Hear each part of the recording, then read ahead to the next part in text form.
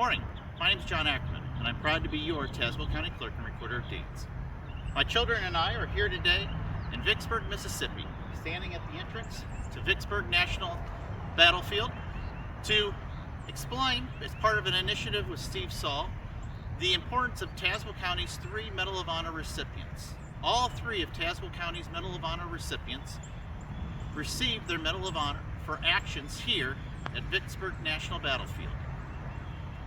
Thomas Murphy was part of the 31st Illinois Infantry. We'll take a look at his exploits today and discuss them. We'll also be looking at William Reed and John Ayers.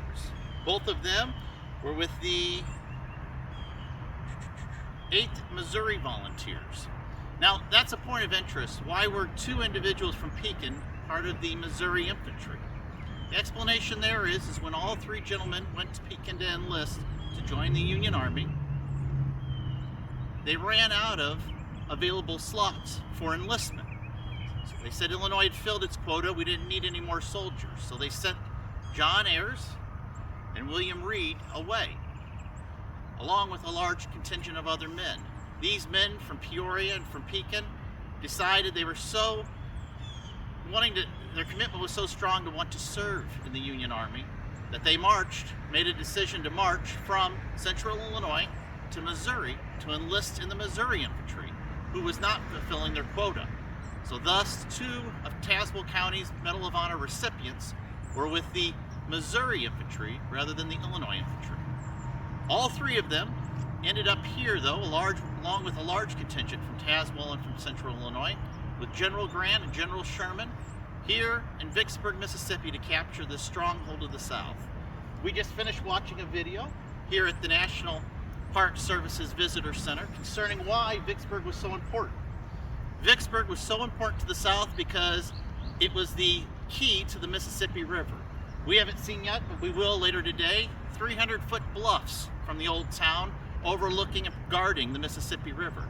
What did they say about ships trying to pass underneath those guns? Didn't they say it was nearly impossible? Yeah. The Union Army had tried several times to capture Vicksburg, but those missions had failed. A naval assault. They also tried a couple overland pass attacks by the military, and they'd all failed.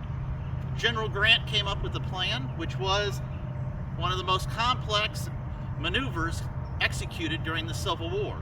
He marched his men south through Louisiana, crossed south of Vicksburg, and then came up on the backside of Vicksburg, known as Gibraltar on the Mississippi. Key reference to the Fort of Gibraltar, the British Fort of Gibraltar in the Mediterranean Sea. The city was considered impenetrable, so this was a huge obstacle for our soldiers to overtake. As we'll see today, exactly the area where the gentlemen, our Tazewell County 3 Medal of Honor recipients, earned their Medal of Honor. We ready to go, kids? Yeah. All right. By the way, these are my children. Demetrius, my youngest son. Christian, my oldest son. And Princess Anastasia. So they'll be joining us on this trip today.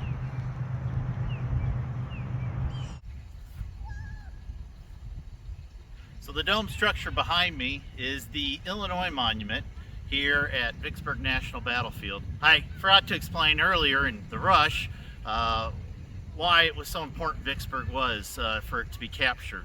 Real quick though, this gives you a gorgeous look over the battlefield itself, the terrain here, the conditions. You can see a whole battery of cannons here on display, the kids looking in the background ahead of us.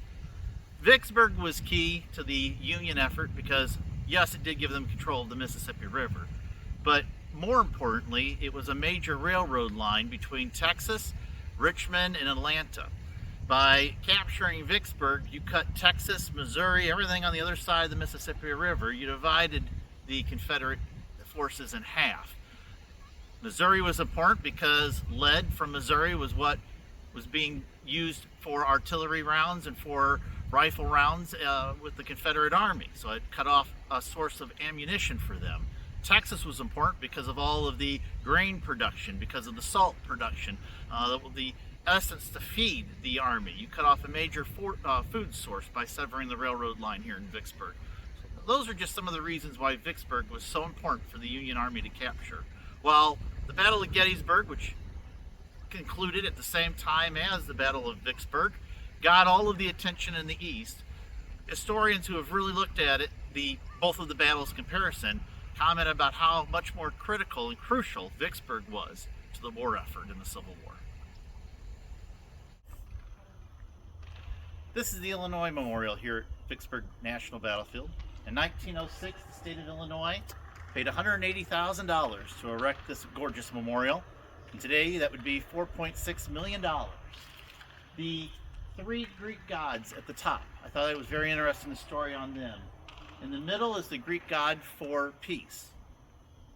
The two goddesses on the left and right, one is representing the Union and one is representing the Confederacy. And both are telling the God of peace of the struggles, hoping that mankind learns the lesson never to engage in a conflict between ourselves again. That was very poignant right here on the Illinois Memorial. And of course, the giant gold eagle above them. The kids and I, when we were in there, found the 31st Illinois Infantry Unit, Dr. Thomas Murphy's name inscribed on there. Of course, Dr. Murphy was one of our Tazewell County Medal of Honor recipients, which we are here to look at today. Overall, this is a gorgeous rotunda memorial.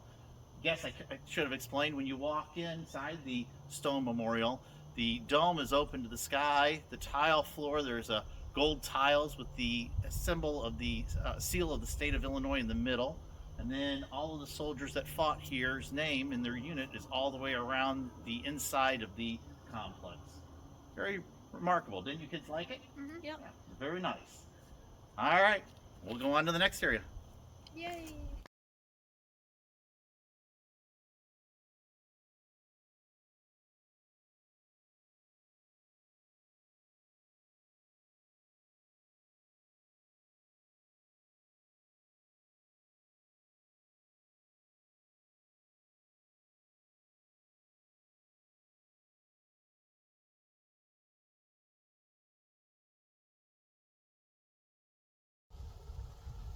Christian and I are here on the backside of the Illinois Memorial. We found the monument for the 31st Illinois Infantry. This, of course, is the unit that Dr. Thomas Murphy was with. This was the area where they were stationed during the Battle of Vicksburg. The Louisiana Redan is right over there. That was the Confederate fortifications. At this point in the battle, they were engaged with the Confederate fortifications again over in the distance over that way, Louisiana Redan, other trenches, and at some point during the battle, artillery from other Union units were starting to strike at this point. Confusion in the battle leads to those type of mistakes taking place. The commander asked for a volunteer to step forward and run a message from here, where they were at, to the other Union battery that was assaulting them, that was attacking them. In front, of course, Confederate fortifications, Confederates firing at him as well. Dr. Murphy volunteered to deliver that message. So he left this point, ran in front of the Confederate forces all the way to the other Union unit to let them know to redirect their fire elsewhere. It is for those actions that Dr. Thomas Murphy received his Medal of Honor for his actions, valiant actions here at the Battle of Vicksburg, delivering that message. Christian, smile. That is the memorial for the 31st Illinois Infantry. So I am standing on Stockton Redan. Stockton Redan was a Confederate fortification during the Battle of Vicksburg. This road behind me was a road during the battle itself, appropriately named Graveyard Road. And Stockton Redan, which I'm standing on top of, was built here to defend this approach to Vicksburg on Graveyard Road. It's here on Graveyard Road. If you look over here to the distance, you will see, trying to do this on the fly, sorry, those are the Union lines, the Union cannons facing there. Behind me are the Confederate ones. That drop that you see, that ditch down here, that was a solid ditch back then, a moat that had been dug to protect this approach.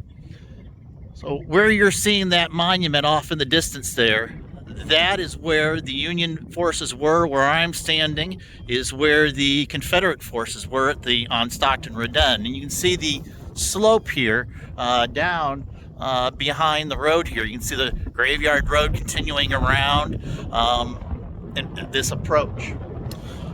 On the second night of the second siege, the morning, they asked for 150 volunteers, single men only, because the mission they thought was going to be a suicide mission.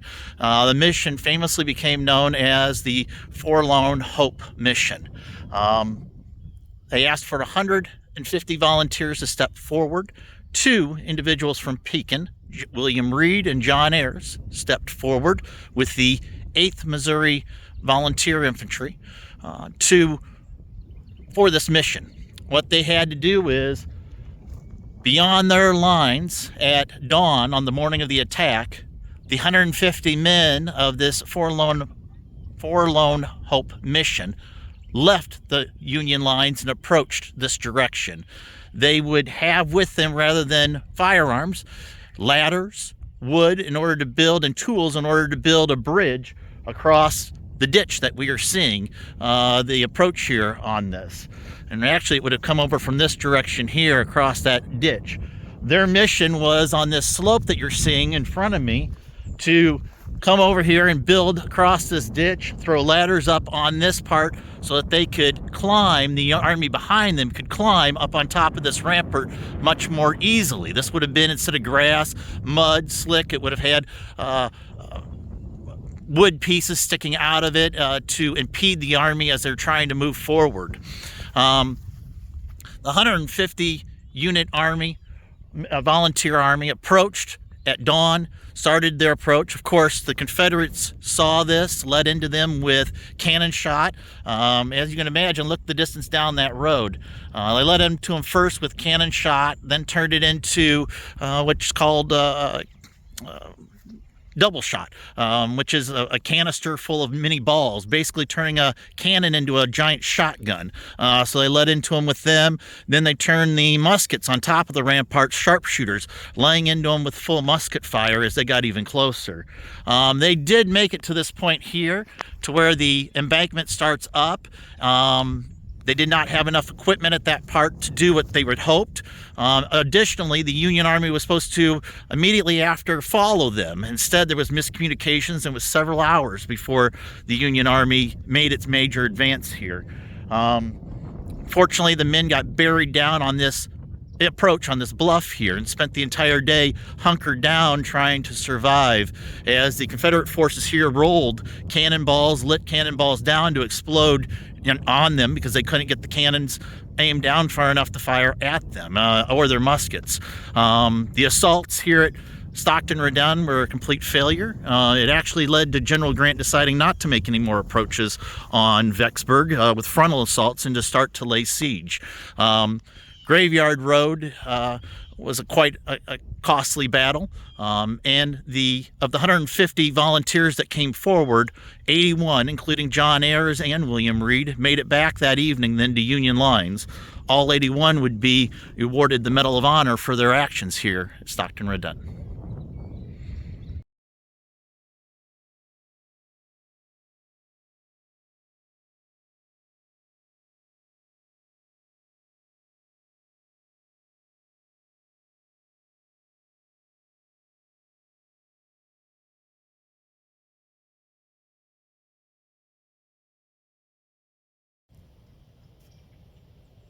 This is the Missouri Memorial at the Battle of Vicksburg National Park. You will note that there are two placards, two opposing sides. It's because here on the Battle of Vicksburg, there were Missourians from the Confederate and there were Missourians from the Union Army, both hitting each other, very symbolic of our nation during that time. Two of Pekin's Medal of Honor recipients, John Ayers and William Reed, were both part of the 8th Missouri Volunteer Regiment, fighting with the Union Army here at the Battle of Vicksburg. It's a neat memorial from the state of Missouri for the opposing sides of its volunteers. This is the marker here at Vicksburg we're near Stockton-Rodin, which we'll talk about in a little bit, in the importance Stockton-Rodin played for our Medal of Honor recipients. But this here is the memorial for Orrin Howe, the marker for Orrin Howe. He is the youngest Medal of Honor recipient in our nation's history at 14 years old. He was a musician with the 55th Illinois Infantry, and it was at this location that his unit was pinned down during the attack on Stockton-Rodin and were running low on ammunition. The young 14-year-old musician, part of the group, so not a full enlisted individual, but a member of the musical corps with the unit, he volunteered to be the one to run and deliver the message that they were running low on ammunition and needed supplies. The 14-year-old made the mad dash up while being shot at by the Confederate forces, running towards the commanders, General Sherman, who was leading this attack. He is shot in the leg as General Sherman is watching. The young boy is running towards him and going up and down over bluffs, as you've seen the hilly countryside that we're in. And at one point, it's obvious that he is shot and he falls down. Everybody thinks that the young 14-year-old man has been killed, but instead they see him get back up and continue running. He gets to General Sherman's position. General Sherman's on his horse, and the young boy salutes, delivers his message that his unit is running low on ammunition, his message, and then collapses from the pain of the musket ball that he's carrying in his leg. The unique thing about the placard here is it has the letter from General Sherman recommending the young man for the Medal of Honor. What arrested my attention then was one so young, carrying a musket ball wound through his leg, should have found his way to me on that fateful spot and delivered his message. Again, he is the youngest Medal of Honor recipient in our nation's history from the Illinois 55th Infantry.